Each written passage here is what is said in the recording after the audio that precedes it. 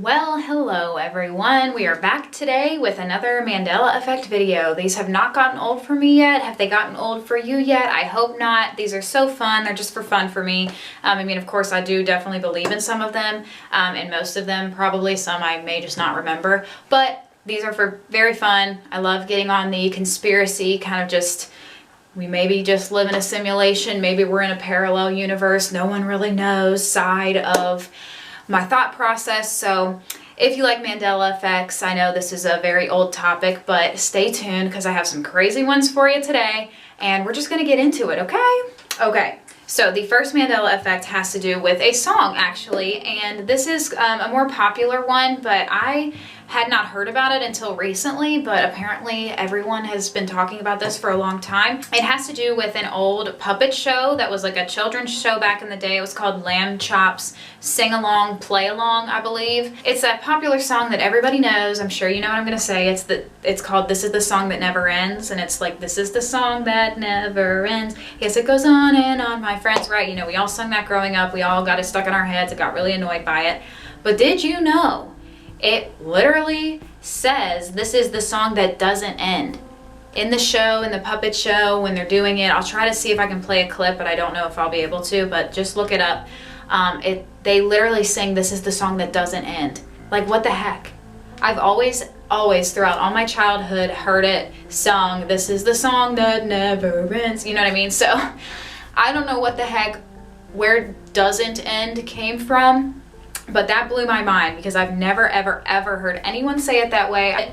And I could be wrong about that. Maybe it does say doesn't end.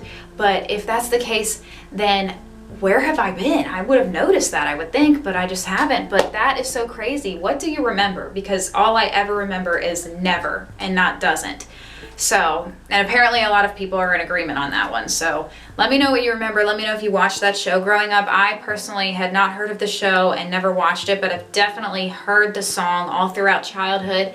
And that one really just like affected me to my core because I do not remember it that way at all.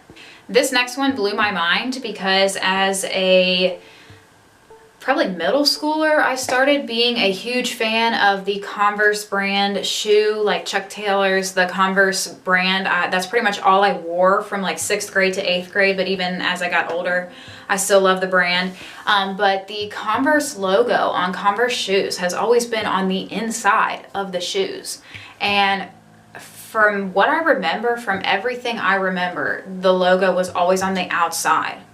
And that also would make more sense logically to me because then you would see the logo of the shoe and know what brand the shoe was. And I'm talking about like the Converse, like All-Star, just the brand of shoes that are very popular. But yeah, apparently the logo has always been on the inside except for like 1 or 2 different like types of the shoe that were made apparently, but it's always been on the inside. And like I said, I was obsessed with Converse, especially the high top Converse.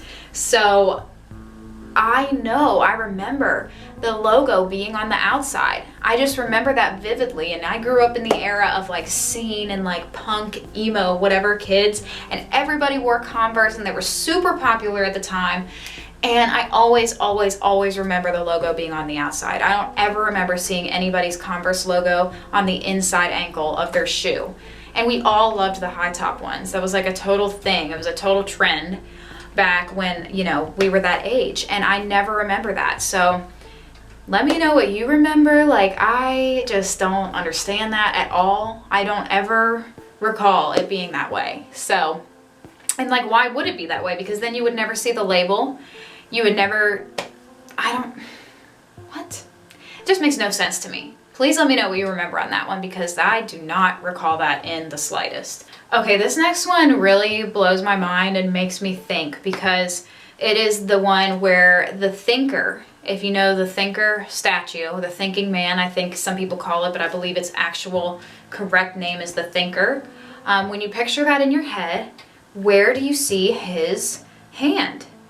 If you're saying on his forehead like this, like I'm saying, you're wrong. What? It's actually been on his chin the whole time apparently. Obviously, because there's only one the thinker, like the original. But it's always, apparently his hand's always been on his chin, never on his forehead. And the forehead is right to me. I know some people are like, it could be either one, like I really don't remember. Some people are kind of confused by this one, but to me, I fully, vividly remember the hand on the forehead or the fist on the forehead and him leaning over. People used to do like poses of this and take pictures and all kinds of stuff all the time. I mean, it's a very popular, you know, pose that a lot of people do. It's a very popular piece of art that everybody talks about. And so many people reference it with their hands being on their forehead. And apparently he's never had his hand on his forehead. It's been on his chin.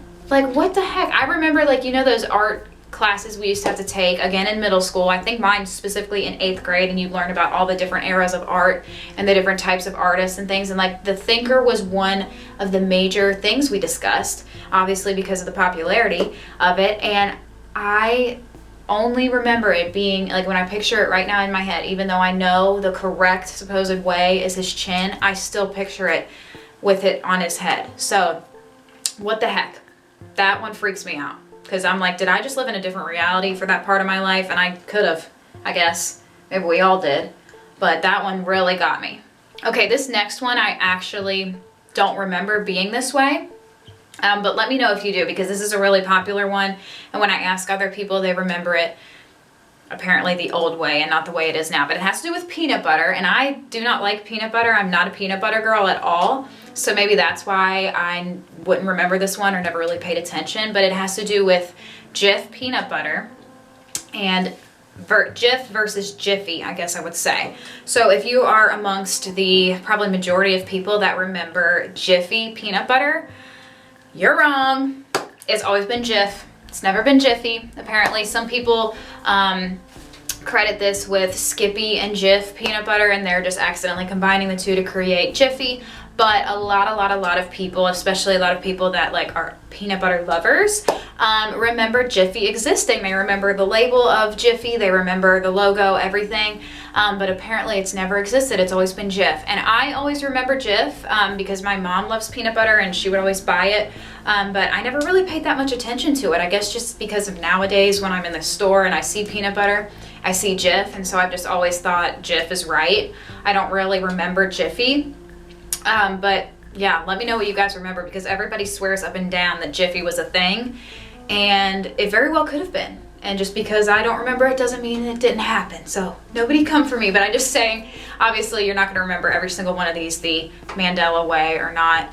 But yeah, I don't fully remember that one, but a lot of people are in uproar about that. So let me know what you remember there. Okay, these next two are some spelling ones, which I like spelling ones, but I think that those are just a little bit easier to have sometimes have just mixed up instead of it really being a Mandela effect.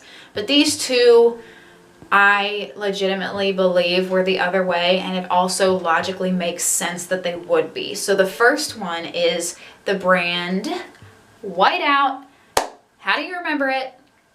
Do you remember it spelled the right way, or do you remember white not having an H in it? Because if you remember that, you would be right. What the heck? Whiteout has never been spelled the actual way you spell white. It's always been W-I-T-E, which first of all makes no sense because that's not how you spell white. And second of all, I don't remember it being that way. I remember it being white out with an H. So what the heck is that? And that would logically make sense. It just, none of it makes any sense. And the last one is Febreze. If you remember Febreze having two E's in breeze, like the normal way you spell breeze, you are wrong, because it only has one E, and apparently it's only ever had one E. And again, that's not even how you spell breeze, and Febreze is a breath of fresh air, which is a breeze. So you would think it would be spelled B-R-E-E-Z-E, but apparently it never is. It's Febreze or Febreze would be how I would pronounce that. But yeah, those are all the Mandela effects in this video. Let me know what you guys thought of those. Let me know what you remember in the comments. Let me know what Mandela effects also really freak you out, or if you remember them the right way or the supposed way they are now. Let me know what you guys remember. I'm really interested to hear your thoughts on these, because they're some really weird ones in my opinion. But yeah, I hope you enjoyed this video, and I'll see you in the next one. Bye!